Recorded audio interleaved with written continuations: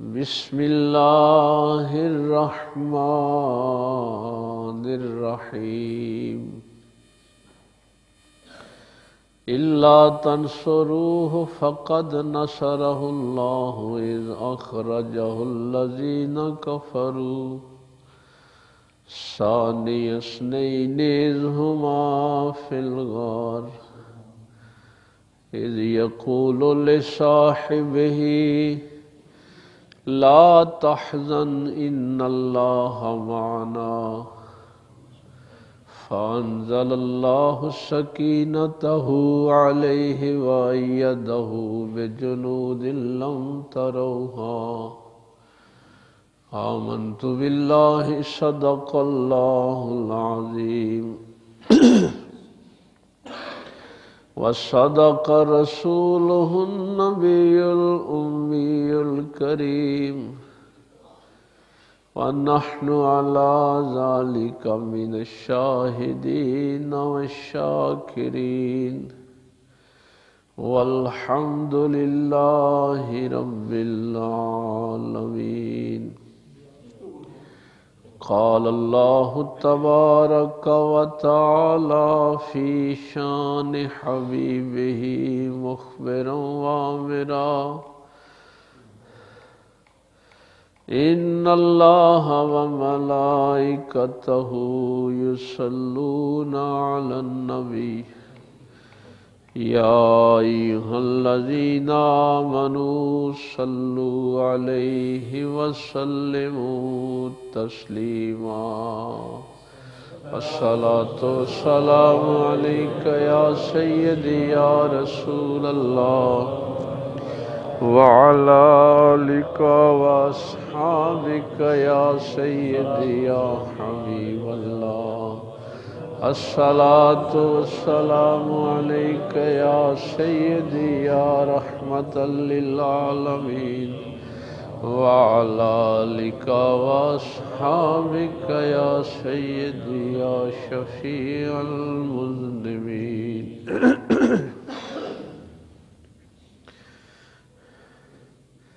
اللہ رب العزت کی حمد و ثنا کے بعد جو اپنی ذات کے اعتبار سے بھی یکتا ہے اور صفات کے اعتبار سے بھی یکتا ہے، اللہ کا کوئی شریک نہیں، وہی اس کائنات کا خالق اور معبود برحق ہے، اسی نے انسان کو اشرف المخلوقات بنایا اور ہم سب نے پلٹ کر اسی اللہ کے حضور پیش ہونا ہے۔ بے حد و بے انتہا درود السلام امام الانبیاء حبیب کبریاء شفیع المذنبین رحمت للعالمین تاجدار سلطنت دنیا و دی آمنہ کے لال باعث تخلیق کائنات احمد مجتبی محمد مصطفیٰ صلی اللہ علیہ وآلہ وسلم کی ذات اقدس پر کہ جن کے صدقے اللہ نے ہمیں ایمان کی دولت سے مالا مال فرمایا۔ نہایتی واجب الاحترام معزز سامعین، بزرگوں، دوستوں، عزیز بھائیوں، سورہ توبہ سے ایک ناتمام آیت جو ہے وہ میں نے تلاوت کی ہے۔ اللہ تعالیٰ نے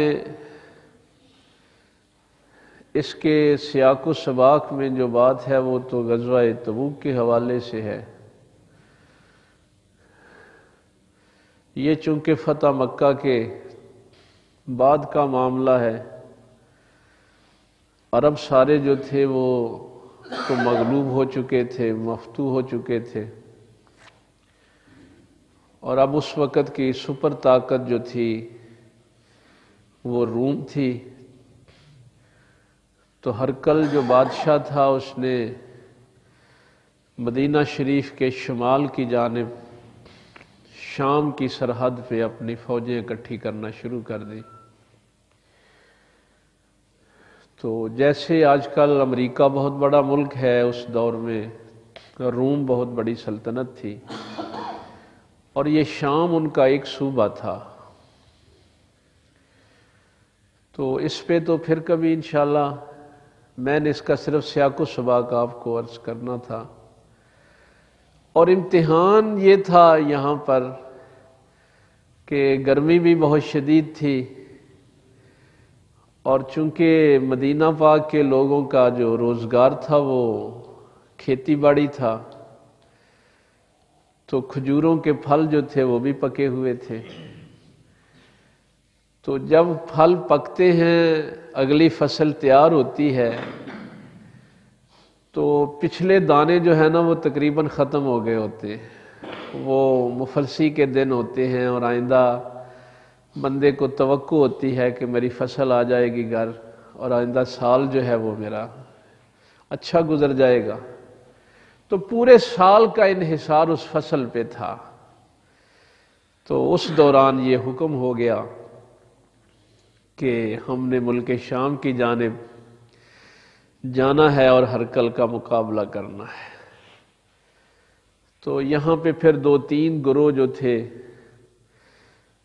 کچھ مسلمان تو اسی وقت تیار ہو گئے، کچھ جو تھے وہ تھوڑی سی ترغیب کے بعد، کچھ نے کچھ بہانہ بھی لگایا، منافقین نے جانے سے کچھ انکار بھی کیا. تو یہ تھوڑا سا اس کی بیک گراؤنڈ ہے اس آیت کی، تفصیل سے میں نہیں آپ کو بتا رہا. تو میرا اللہ فرما رہا ہے الا تنصروہ، اگر تم میرے نبی کی مدد نہیں کرو گے، فقد نصرہ اللہ. ہاں، یہ بڑا عجیب جملہ قرآن کریم نے لکھا ہے. یہ نہیں کہا کہ پھر اللہ مدد کرے گا، یہ نہیں فرمایا. فقد نصرہ اللہ، اس میں تو شک ہی نہیں ہے نا کہ اللہ اپنے نبی کی مدد کر چکا ہے. یعنی اب اگر کسی کے ذہن میں یہ ہے کہ ہرکل بادشاہ کے مقابلے میں اگر ہم نبی کے ساتھ نہ گئے تو پتہ نہیں کیا ہو جائے گا، اگر تم مدد نہیں کرتے تو یہ نہیں ہے کہ اللہ مدد کرے گا. اللہ نے تو پہلے ہی ان کی مدد کر چکا ہے. اور پھر اس طرف یہ اشارہ کیا، اذ اخرجہ الذین کفروا. کیا کافروں نے یہ سوچ نہیں لیا تھا کہ ہم نے نبی کو ان کے شہر سے نکال دیا ہے؟ مکے والے یہ سمجھتے تھے نا. اور پھر کس حالت میں مکے سے نکلے؟ ثانی اثنین، ان 2 میں سے ایک میرے نبی کی ذات تھی. 2 بندے مکے سے نکلے تھے، ایک میرا نبی تھا اور ایک ابو بکر صدیق رضی اللہ تعالیٰ عنہ. اذ ہما فی الغار، غار میں بھی وہ دونوں ہی تھے. اور اس وقت جب پریشانی کا مرحلہ آیا، اذ یقول لصاحبہ، جب میرا نبی اپنے صحابی سے کہہ رہا تھا لا تحزن، خوف نہ کھا، ان اللہ معنا، بے شک اللہ ہمارے ساتھ ہے. فانزل اللہ سکینتہ علیہ، تو اللہ تعالیٰ نے پھر ابو بکر کے سینے پر سکون نازل کر دی، اطمینان کی دولت عطا کی. وَأَيَّدَهُ بِجُنُودٍ لَّمْ تَرَوْهَا، اللہ تعالیٰ نے ان کی مدد کے لیے لشکر اتارے، لم تروہا، جن کو تم نہیں دیکھتے. اور اللہ تعالیٰ نے کافروں کی باتوں کو نیچا دکھایا. کلمۃ اللہ ہی العلیٰ، اور اللہ کا کلمہ، اللہ کی بات بلند ہوئی، وہی غالب ہے، حکمت والا ہے. تو یہ چونکہ مکہ پاک کا واقعہ تھا، اور آیت کا جو سیاق و سباق ہے وہ غزوہ تبوک کے حوالے سے ہے کہ اگر تم پسو پیش کرو گے، پیچھے ہٹ جاؤ گے، تو اس سے میرے نبی کو نہ تمہارے لشکروں کی ضرورت ہے نہ تمہاری مدد کی ضرورت ہے۔ یہ مدد تو اس وقت کی ہو چکی ہے جب مکے سے تشریف لے آئے تھے، اور پھر تم نے یہ بھی دیکھا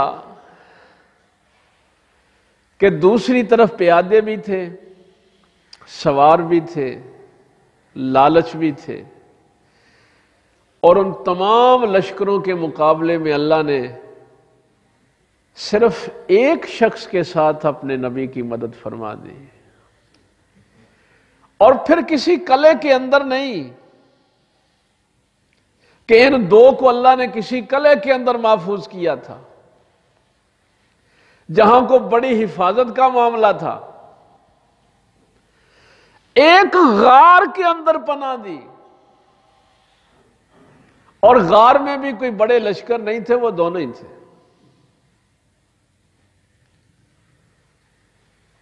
یہ جب ہجرت کی رات، چونکہ اللہ کا حکم تھا، میرے پاک پیغمبر صلی اللہ علیہ وسلم نے صرف 2 لوگوں کو بتایا ہوا تھا۔ سرکار چپکے سے نکلے تھے، کسی کو اس کی اطلاع نہیں تھی، صرف حضرت علی کرم اللہ وجہ الکریم کو اس بات کا علم تھا، یا حضرت ابوبکر صدیق رضی اللہ تعالیٰ عنہ کو علم تھا۔ تو کمال میرے پیغمبر کی سیرت کا یہ ہے کہ یہ جو لوگ تلواریں لے کے کھڑے تھے، اور آج فیصلہ یہ ہوا تھا کہ اللہ کے رسول صلی اللہ علیہ وسلم کو الیاذ باللہ قتل کر دیں، ان سب لوگوں کی امانتیں میرے نبی کے گھر میں موجود تھی۔ تو یہ اخلاق کا وہ معیار ہے، یہ صداقت اور امانت داری کا وہ معیار ہے کہ جانی دشمن بھی اگر اعتبار کرتے تھے تو محمد کی ذات پہ کرتے تھے، کہ ہمارے مال و متاع اگر محفوظ ہیں تو وہ نبی پاک کے گھر میں محفوظ ہیں۔ تو اس وقت بھی میرے پیغمبر نے یہ فیصلہ نہیں کیا کہ اب تو یہ مجھے قتل کرنے کے لیے آ گئے ہیں، تو اب ان کی امانتوں کی میرے اوپر کیا ذمہ داری؟ اب تو کوئی ذمہ داری نہیں ہے نا، اب تو وہ قتل کرنے آ گئے۔ لیکن اس کا اہتمام کیا، اور مولا علی سرکار کرم اللہ وجہ الکریم کو اپنے بستر پہ لٹایا کہ صبح ان کی امانتیں واپس کر کے تم نے ہجرت کرنی ہے۔ یہ ہمیں بتایا جا رہا ہے کہ تم کس پیغمبر کے ماننے والے ہو۔ تم کبھی بھی بددیانت نہیں ہو سکتے، تم کبھی بھی جھوٹے نہیں ہو سکتے، تم نے اپنے قاتل کی بھی حفاظت کرنی ہے، اس کی امانتوں کی بھی حفاظت کرنی ہے۔ اب یہ بخاری شریف میں بھی اور جامع ترمذی میں بھی، اس کی ریاض النظرہ کے اندر بھی، البدایہ والنہایہ میں، مستدرک حاکم میں، یہ ساری حدیث کی جو کتابیں ہیں ان میں تفصیل کے ساتھ یہ چیز لکھی ہوئی ہے۔ ثانی اثنین کا ایک بڑا خوبصورت جو پیرا جامع ترمذی میں لکھا ہے کہ اللہ تعالیٰ نے فرمایا کہ ان 2 میں سے دوسرے وہ تھے۔ یہ صرف اس مرحلے میں، اس آیت میں تو 3 جگہ بیان کر دی، لیکن جامع ترمذی کی جو روایت ہے وہ بڑی خوبصورت ہے، لمبی روایت ہے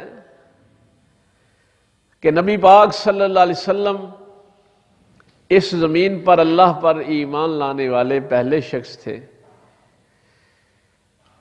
اور وہ دوسرا شخص جو ایمان لایا تھا وہ ابوبکر صدیق تھے۔ ثانی اثنین کی ایک شرح یہ بھی لکھی گئی۔ پھر اس ہجرت کی رات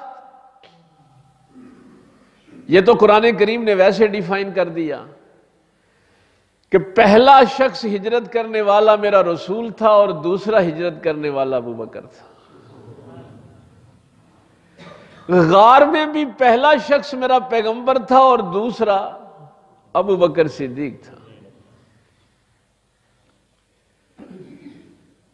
اور یہ بڑی عجیب بات ہے کہ یہ 3 دن جو غار میں گزرے نبی پاک صلی اللہ علیہ وسلم کے ساتھ،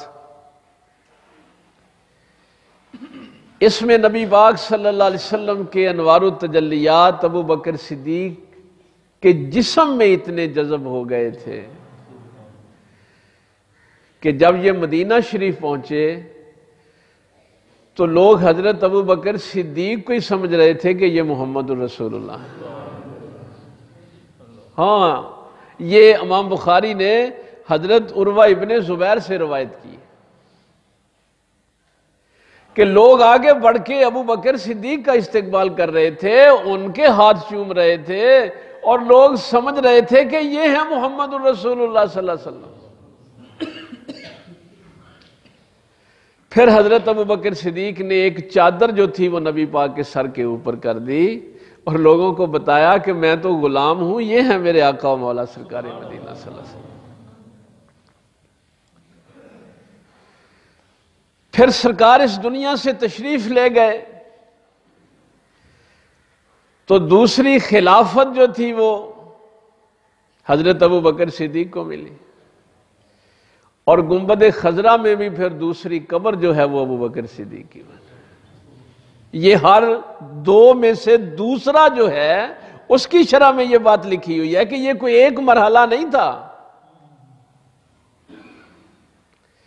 اور قیامت کے دن بھی سب سے پہلے پاک پیغمبر صلی اللہ علیہ وسلم اپنی قبر انور سے اٹھیں گے اور دوسرا شخص جو اٹھے گا وہ ابو بکر اٹھے گا۔ ثانی اثنین، ہر 2 میں سے دوسرا جو ہے اس کی اللہ، یہ ویسے تو بندہ کہتا ہے یہ کیا جملہ ہے ثانی اثنین، 2 میں سے دوسرا، اصل میں یہ 2 میں سے دوسرا جو ہے اس کی اہمیت بڑی ہے کہ جب سے میرے پیغمبر اس دنیا میں تشریف لائے ہیں دوسرا بڑا کام وہ غزوات ہوں، وہ ایمان قبول کرنا ہو، وہ دنیا میں اللہ کے نبی پر اپنی جان قربان کرنی ہو، مال قربان کرنا ہو، ہر موقع پہ جو دوسرا بندہ نظر آتا ہے وہ ابو بکر صدیق نظر آتا ہے۔ یہ میں نے مختصر سی یہ بھی بات یہ آپ کے سامنے رکھی۔ اذ ہما فی الغار، یہاں پھر تثنیہ کا صیغہ ہے، جبکہ وہ دونوں غار میں تھے۔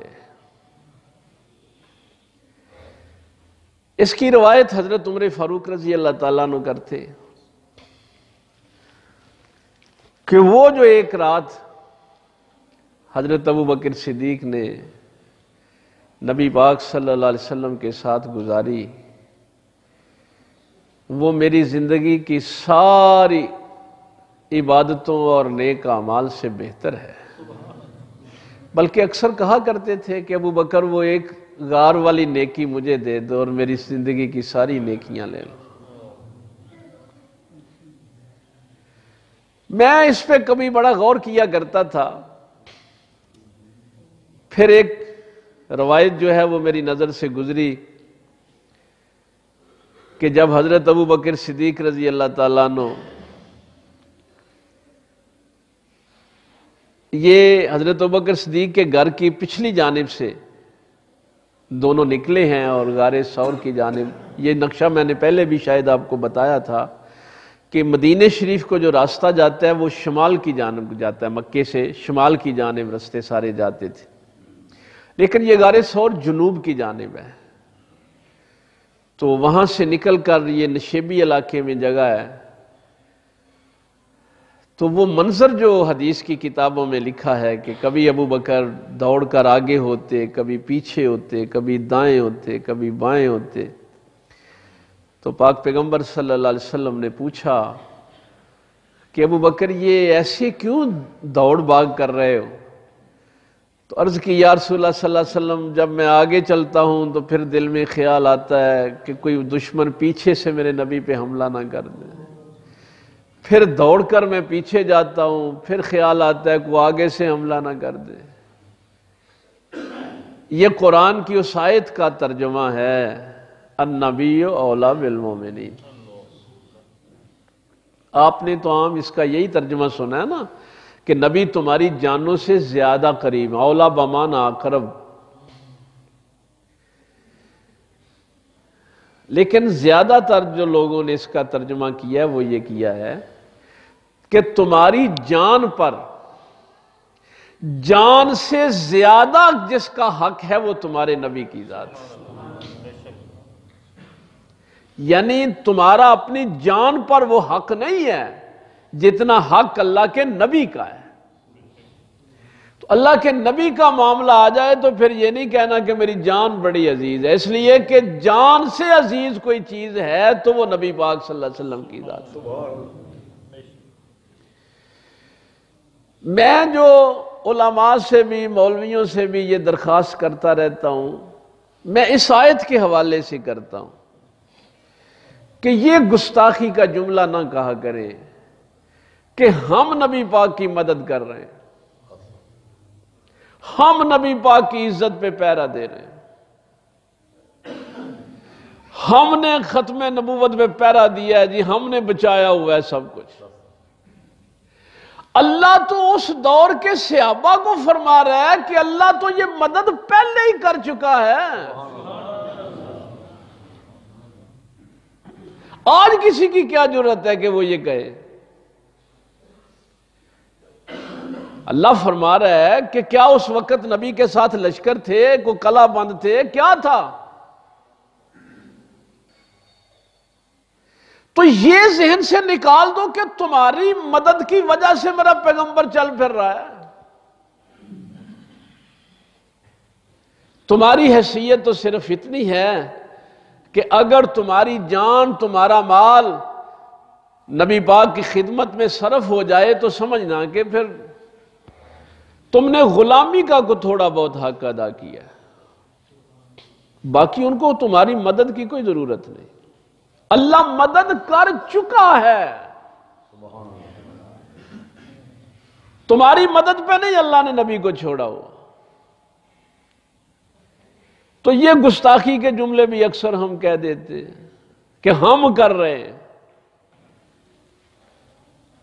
یہ تو اللہ کی مہربانی ہے اگر کسی کو اللہ توفیق دے دے۔ اب یہ بڑی عجیب بات تھی کہ یا رسول اللہ صلی اللہ علیہ وسلم یہاں سے تو کوئی مسافر بھی نہیں گزرتا، غار بہت پرانی ہے، اگر اندر سے کوئی تکلیف پہنچے تو وہ ابو بکر کو پہنچے، جان کو خطرہ ہو تو ابو بکر کی جان کو خطرہ ہو۔ یہ وہ عشق اور محبت جس کا قرآن کریم اظہار فرما رہا ہے۔ اب یہ جو آپ نے سنا ہے نا کہ اپنی قمیض اور چادر پھاڑ کے سوراخ بند کیے اور ایک سوراخ پہ اپنا وہ ایڑی جو ہے وہ رکھ دی، میں نے جو پڑھا ہے وہ یہ ہے کہ وہ سوراخ کتنا بڑا تھا کہ یہ ران تک آپ کی ٹانگ اندر چلی گئی، ران تک چلی گئی اندر، اور پھر نیچے سے وہ سانپ جو تھے انہوں نے ڈسنا شروع کر دیا۔ ایک سانپ کا ذکر نہیں ہے، مختلف حدیث کی کتابوں میں کہ کافی سانپ تھے۔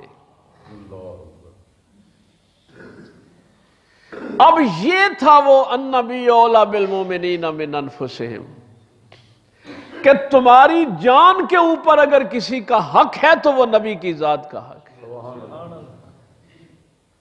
اگر قربان کرنی پڑتی ہے تو کر دو۔ قرآن سے بھی بڑی اگر کسی کی عزت ہے تو وہ نبی کی عزت ہے۔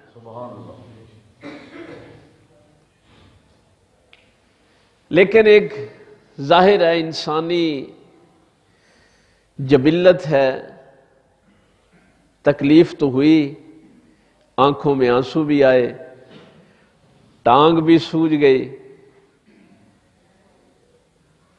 اب یہاں پہ اگلا جو جملہ ہے، اذ یقول لصاحبہ لا تحزن، اس میں دو چیزیں آگے روایت میں بیان ہوتی ہیں۔ جب نبی اپنے صحابی سے فرما رہے تھے کہ خوف نہ کھا، تو ایک روایت میں یہ آتا ہے کہ وہ جو سانپ ڈس رہے تھے ان کے متعلق نبی پاک نے فرمایا کہ خوف نہ کھا۔ یہ بڑی عجیب بات ہے نا کہ سانپ ڈس رہے ہوں، زہر سے ٹانگ بھی سوج جائے، اور درد اتنی ہے کہ آنکھوں میں آنسو بھی آ گئے ہیں، اور پیغمبر فرما دیں کہ نہیں خوف نہ کھا۔ اور دوسری یہاں پر یہ ہے کہ جب مشرکین مکہ اس کھوجی کو لے کے غار کے دروازے تک پہنچ گئے، تو آگے پھر مکڑی نے جالا تنا ہوا تھا، اسی لیے بھائی یہ بھی حدیث میں ہے کہ مکڑی کو نہیں مارنا، مکڑی کو مارنے سے منع کیا گیا ہے، اس لیے کہ جتنی وہ عزت کر سکتی تھی پیغمبر کی اتنی تو اس نے کی ہے نا، اپنا حصہ تو ڈالا اس نے۔ تو وہاں پر عتبہ نے جب اس کھوجی سے کہا کہ یہ جالا تو کہیں محمد کی پیدائش سے بھی پہلے کا لگا ہوا ہے، تو ہمیں کہاں لے آیا ہے؟ اب حضرت ابوبکر صدیق کے بیٹے حضرت عبداللہ وہ سارا دن لوگوں کی باتیں سنتے ہیں، اور عمر کتنی تھی؟ 10 سال۔ 10 سال کا یہ بچہ جو ہے یہ سارا دن مکے کے لوگوں کی باتیں سنتا کہ یہ نبی پاک اور میرے ابا جی کے متعلق کیا گفتگو کرتے ہیں، اور شام کو جا کے وہ رپورٹ دینا ہوتی تھی، اور آپ کی بیٹی سیدہ اسماء نے کھانا پہنچانا ہوتا تھا۔ اب یہ دونوں چونکہ روزانہ جاتے تھے، 3 دن تک جاتے رہے، تو آپ کے غلام عامر جو تھے حضرت ابوبکر صدیق کے، ان کو حکم یہ تھا کہ تم نے اس راستے پہ بکریاں چراتے رہنا ہے تاکہ میری بیٹی اور بیٹے کے قدموں کے نشانوں کا کسی کو پتہ نہ چلے۔ تو اس سارے کام میں یہ میں اکثر جملہ کہا کرتا ہوں کہ یہ میرے، چونکہ اللہ تعالیٰ نے فرمایا نا کہ اللہ اس وقت سے مدد کر چکا ہے، سبحان اللہ، یعنی اس دین پہ جو مشکل ترین وقت تھا، جس کو قرآن نے دوسرے الفاظ میں یہ فرمایا کہ یریدون لیطفئوا نور اللہ بافواہہم، کافر ارادہ کرتے ہیں کہ اللہ کے نور کو پھونکوں سے بجھا دیں، واللہ متم نورہ ولو کرہ الکافرون، لیکن اللہ نے بھی فیصلہ کیا ہے کہ اللہ اپنے نبی کے نور کو مکمل کر کے ہی چھوڑے گا، یہ بات کافروں کو کتنی ہی بری کیوں نہ لگے۔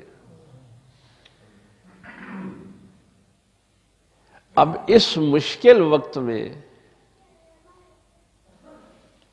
میرے پیغمبر نے جن 2 ہستیوں پہ اعتماد کیا،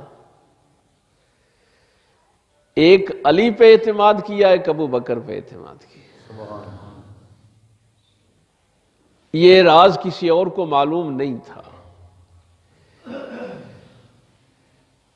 پھر یہ بات اگر آج میں آپ تک پہنچا پاؤں، اس دین پہ جب بھی کبھی پھر مشکل مراحل آئے تو یہ دونوں گھر صرف یہاں تک ہی نہیں تھے، اس کے بعد بھی ان دونوں گھروں نے ہی دین کی استقامت کے لیے کام کیا۔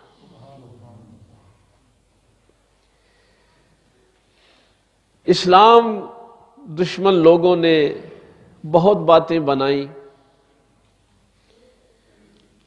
ان دونوں خاندانوں کو جھگڑے میں ڈالنے کے لیے بھی بڑی باتیں کی گئی۔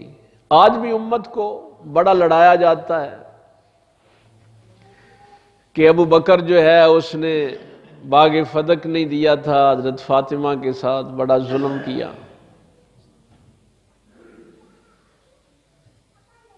یہ بات ذہن میں رکھنا، یہ جو آیت کا ٹکڑا ہے نا، ان اللہ معنا اذ یقول لصاحبہ، جب نبی پاک اپنے صحابی سے فرما رہے تھے لا تحزن، خوف نہ کھا، ان اللہ معنا، بے شک اللہ ہمارے ساتھ ہے۔ جب دنیا میں میں یہ کہتا ہوں نا کہ حکومت میرے ساتھ ہے، صدر میرے ساتھ ہے، وزیر اعظم میرے ساتھ ہے، ایس پی میرے ساتھ ہے، اس کا مطلب کیا ہوتا ہے کہ میری مدد اور میری حفاظت حکومت کے ذمے ہے۔ جب نبی پاک ابو بکر سے یہ بات کہہ رہے تھے، نبی پاک یہ نہیں فرما رہے تھے کہ اللہ میرے ساتھ ہے، مانا اللہ ہمارے ساتھ ہے، یعنی جیسے اللہ میری حفاظت کر رہا ہے ویسے ابو بکر کی بھی کر رہا ہے، جیسے اللہ میری مدد کر رہا ہے ویسے ابو بکر کی بھی کر رہا ہے۔ تو جس کی حفاظت اور نصرت اللہ کے ذمے آ جائے، پھر ذرا سوچ کر بات کرنی چاہیے اس ہستی کے متعلق۔ ان کی حفاظت اللہ کے ذمے ہے۔ میں صرف آپ کے نالج کے لیے یہ بات عرض کر دوں کہ یہ کتنا قریبی تعلق تھا کہ حضرت ابو بکر صدیق رضی اللہ تعالیٰ عنہ کا جب وصال ہوا تو آپ کی بیوہ، جو بیوی آپ چھوڑ کے گئے، اس کے ساتھ نکاح حضرت علی نے کیا۔ یہ لوگوں کو باتیں نہیں بتائی جاتی، صرف انتشار والی باتیں جو ہیں وہ بتائی جاتی۔ اگر اتنی ہی ان کی نفرتیں تھیں تو کہاں تک میرے مولا علی سرکار نے اس کفالت کی ذمہ داری لی کہ حضرت ابوبکر صدیق کے وصال کے بعد آپ کی بیوہ کے ساتھ نکاح کیا حضرت علی نے، اور اس وقت محمد بن ابی بکر ابھی چھوٹے تھے، ان کو بھی حضرت علی نے اپنی کفالت میں لیا۔ تو ابو بکر کی بیوہ بھی اور بچہ بھی، ان کی ذمہ داری مولا علی سرکار نے لی ہے، اس لیے کہ جن کی حفاظت نبی پاک نے کی تھی اس کے بعد علی نے ذمہ داری لی ہے اس خاندان کی حفاظت کی۔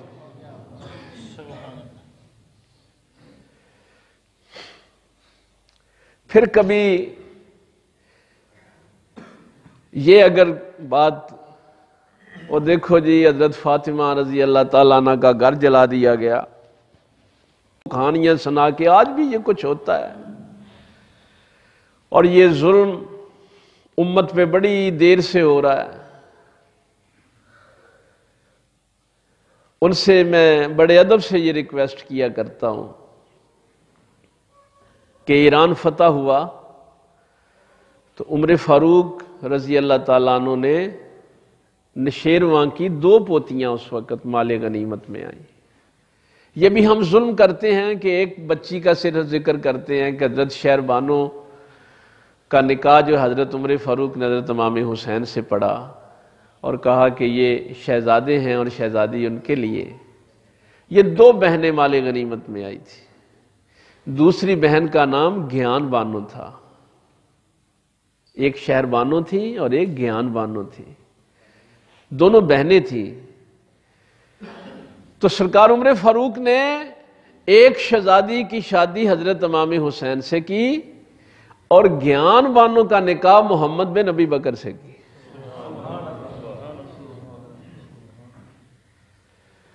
اب جب میں ان سے یہ کہتا ہوں کہ یہ ان کی محبت دیکھیں کہ ان کے اپنے بیٹے تھے، انہوں نے کہا بھی کہ ہم شہزادے ہیں تو یہ شہزادیاں ہمارے نکاح میں دے دیں، تو حضرت عمر فاروق نے فرمایا کہ نہیں، شہزادہ تو حسین ہے یا ابو بکر کا بیٹا ہے۔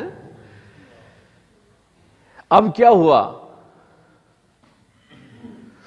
یہ دونوں خاندانوں کو اللہ نے کسی بھی موقع پہ علیحدہ نہیں کیا۔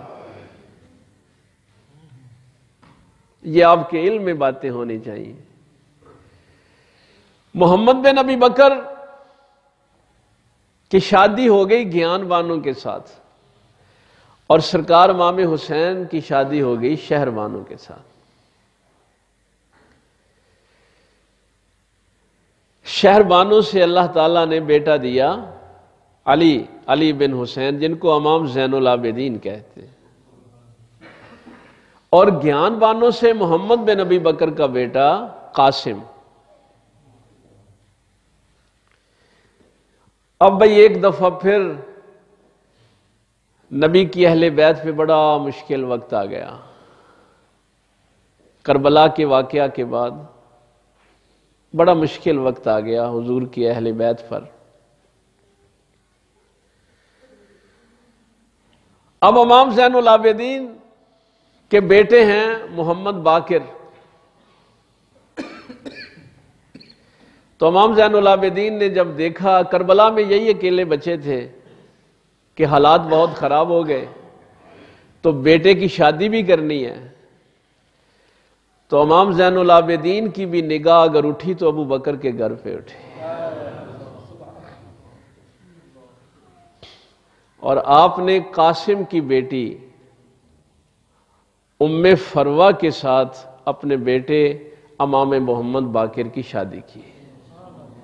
اگر ہجرت کی رات میرے نبی نے ابو بکر کے گھر پہ اعتبار کیا تھا تو امام زین العابدین نے بھی اسی گھر پر اعتبار کیا۔ یہ نہیں ہو سکتا تھا کہ ہمارا نانا جس گھر پہ اعتبار کرے ہم اس پہ اعتبار چھوڑ دیں۔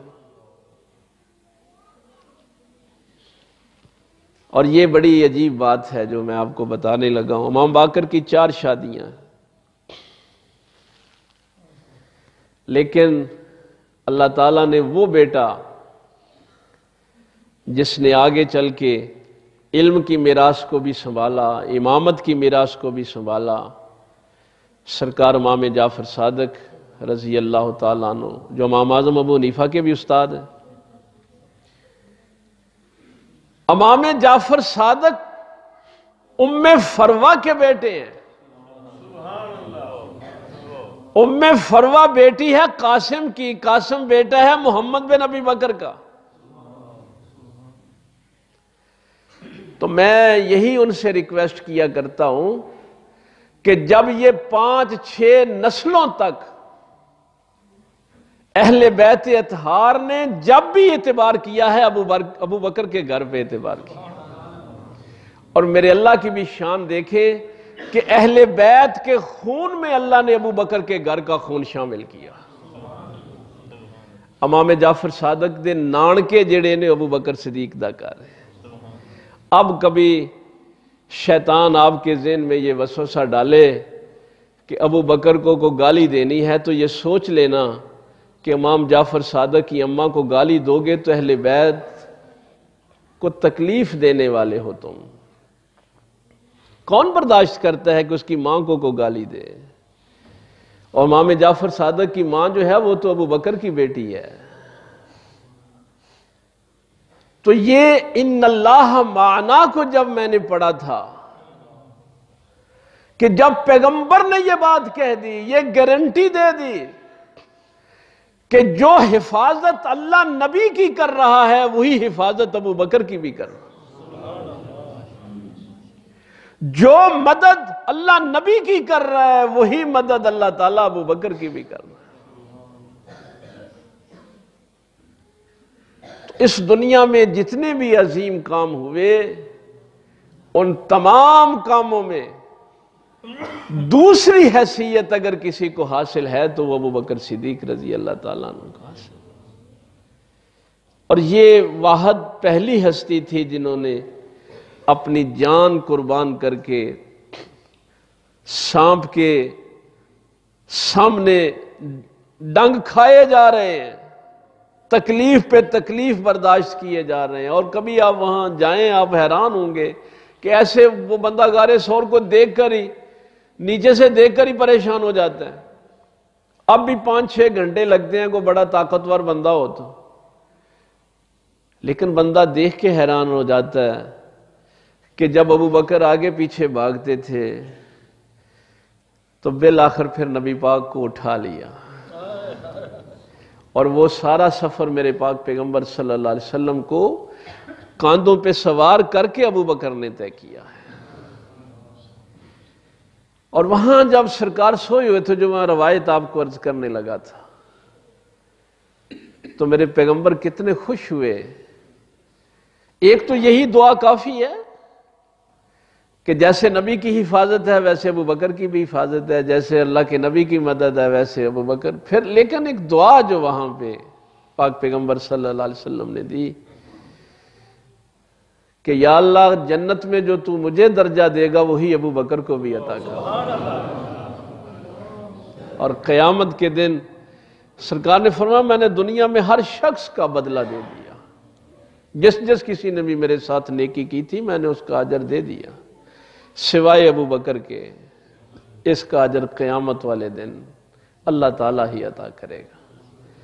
تو یہ صرف قرآن کریم فرقان حمید نے آپ کو بتایا ہے کہ وہ ہیں اصل ایمان والے جو اپنی جان پر بھی نبی کی عزت کو فوقیت دیتے ہیں، اپنے مال پر بھی نبی کی عزت کو فوقیت دیتے ہیں، اور اپنی اولاد بھی میدان میں ڈال دیتے ہیں۔ صرف بیٹا ہی نہیں، ابو جہل ہر روز آ کے آپ کی بیٹی کو مارتا تھا، زخمی کر دیتا تھا۔ اینا ابی بکر، بتا ابو بکر کہاں ہے؟ لیکن ابو بکر نے اپنی بیٹی کو زخمی حالت میں تو دیکھ لیا، لیکن اپنے پیغمبر کی عزت پہ آنچ نہیں آنے دی۔ تو جس نے اپنی اولاد، اپنی بیٹی، اپنا مال، اپنی جان، سب کچھ نبی پاک کے در اقدس پہ قربان کیا، اس کا نام ابو بکر صدیق رضی اللہ تعالیٰ عنہ۔ اور یہی وہ سچے لوگ ہیں جن کے ساتھ اللہ نے حکم دیا ہے کہ تمہارا ایمان اور تقوی، یا ایھا الذین آمنوا اتقوا اللہ وکونوا مع الصادقین، تمہارا ایمان اور تقوی تب ہی اللہ قبول کرے گا اگر تم سچوں کے ساتھ ہو جاؤ گے۔ معیار اللہ نے قرآن میں یہ رکھا ہے۔ اللہ تعالیٰ عمل کی توفیق دے۔ وآخر دعوانا الحمدللہ رب العالمین۔